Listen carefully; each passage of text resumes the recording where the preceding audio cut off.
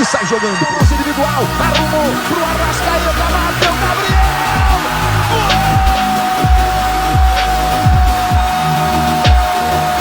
Sabe de quem?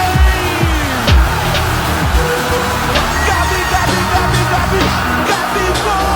É o nome da emoção! Gabigol!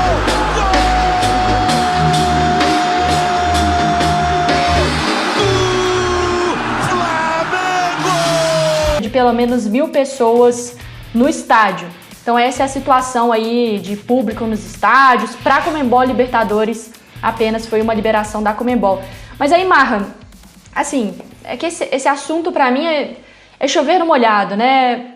Voltar o público aqui no Brasil. O Renato falou que a maioria está vacinada. Nós temos 14% das pessoas vacinadas com as 2 doses. Não é a maioria vacinada. Essas pessoas vacinadas, elas não têm a garantia de que não vão ter a Covid. Elas podem levar para o motorista que for levá-las ao jogo, na rua, para um parente, enfim... Todos nós concordamos que o público no estádio faz muita falta pro Flamengo, mas faz pro Atlético, faz pro Boca, faz pro River, faz pro Bahia, faz pro Fortaleza, faz pro Corinthians, mas tem que ter a cautela nesse momento, né, Mar? Mas não vai ter.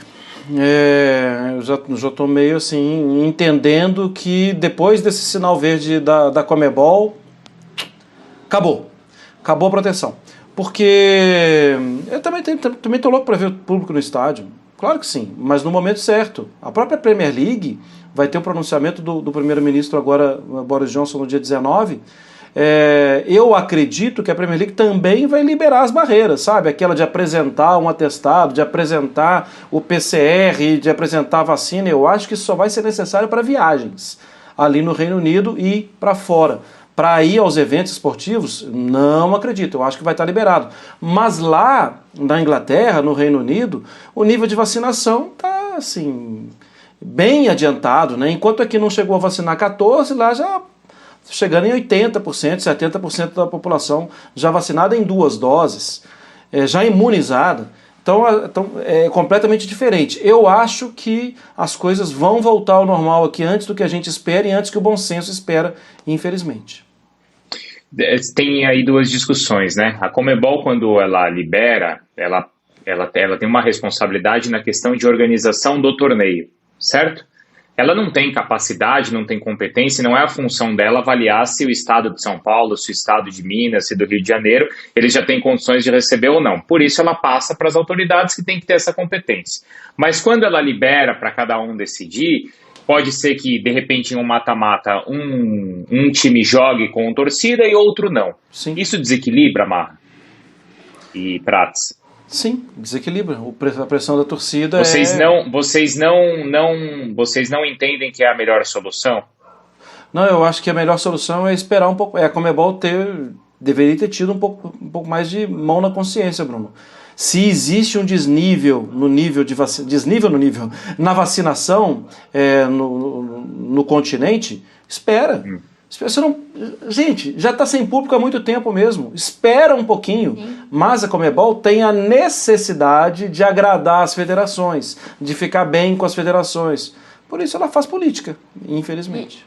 E é claro, né, Prats, que o Renato ali, quando ele fala o torcedor do Flamengo é o 12º jogador, nós sabemos, né, da força da torcida do Flamengo, mas isso também é um argumento para todas as torcidas do Brasil. Você vai dizer que a torcida do Bahia não faz diferença, que a torcida do Fortaleza não é o 12º jogador, que a torcida do Atlético não é, se a torcida do Cruzeiro, sabe? Então, assim...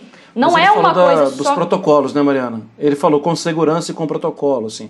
A primeira frase dele... Não, eu digo, a necessidade de ter torcida é de todos, né? Não é uma coisa que, assim, o Flamengo precisa disso para disputas. Todas as equipes precisam, né, Prats? Não, o Flamengo está no contexto de tudo, né? A gente vai voltar no pão de queijo, ovo e contexto, é ou não é? O que acontece aí é que o Renato está muito alinhado a quem o contratou, que pensa exatamente como o próprio Renato pensa, né? Então, assim...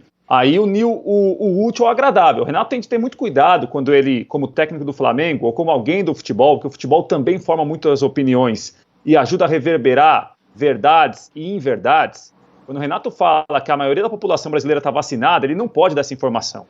Ou ele está desinformado, ou ele está acreditando em uma coisa que não é verdadeira. Então, assim, é preciso tomar muito cuidado com isso, porque a gente tem visto o futebol ser muito antipático quanto à pandemia. O futebol tem se colocado muitas vezes como algo muito assim, um mundo à parte da pandemia. Então quem já foi infectado por Covid no futebol não vai ser nunca mais. Muitos foram vacinados porque a Conmebol acabou aplicando vacina em delegações que foram ao Paraguai. Aí algumas delegações do Brasil foram para o Paraguai para ser vacinadas também. Então, assim, esse privilégio dessa elite do futebol, né, ela não pode servir como referência para o que acontece no restante do país, no restante do continente. É preciso ter muita calma quanto a isso, porque se o Renato chega e informa que, olha, com protocolos de seguranças, eu defendo a volta do público, ele tem uma opinião. Quando ele informa, quando ele fala que a maioria das pessoas foi vacinada, essa informação não é verdadeira.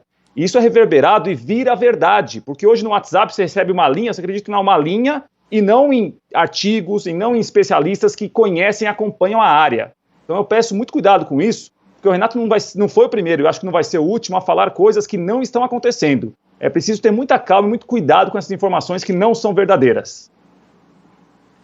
E ainda mais essa questão também, né, Prates, de...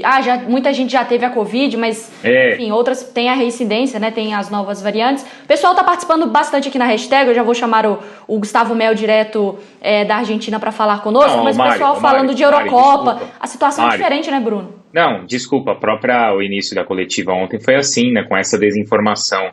Estamos sem máscara porque já tivemos. Não